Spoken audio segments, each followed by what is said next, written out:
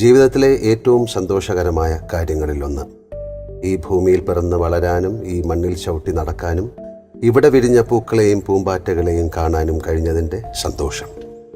പുഴയിൽ കുളിക്കാനും ഉദയാസ്തമയങ്ങൾ അനുഭവിക്കാനും ഒരുപാട് നല്ല മനുഷ്യരുമായി ഇടപഴകാനും കലകൾ ആസ്വദിക്കാനും കഴിഞ്ഞതിൻ്റെ ആഹ്ലാദം.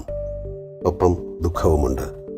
നാളെ പുലരുമ്പോൾ ഈ സുന്ദരമായ ഭൂമിയിൽ എനിക്ക് അനുവദിച്ചതിൽ 1 വർഷം കൂടി കഴിഞ്ഞിരിക്കുന്നു.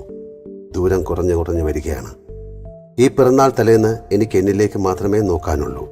അങ്ങനെ നോക്കിയിരിക്കുമ്പോൾ സന്തോഷത്തെക്കാളും അത്ഭുതത്തെക്കാളുമെല്ലാം എൻ്റെ ഉള്ളിൽ നിറഞ്ഞു കവിയുന്നത് നന്ദിയാണ്. ആരോടൊക്കെയോ ഉള്ള നന്ദി, എന്തിനോടൊക്കെയോ ഉള്ള നന്ദി. പറഞ്ഞാൽ തീരാത്തത്ര, കൊടുത്താൽ തീരാത്തത്ര. കേരളത്തിലെ ഒരു മധ്യവർഗ കുടുംബത്തിൽ അസാധാരണമായ സാഹചര്യങ്ങളൊന്നുമില്ലാതെ ജനിച്ച എനിക്ക് ഇത്രയൊക്കെ തന്നത് ആരാണ്? യാതൊരുവിധ കലാപാരമ്പര്യവുമില്ലാത്ത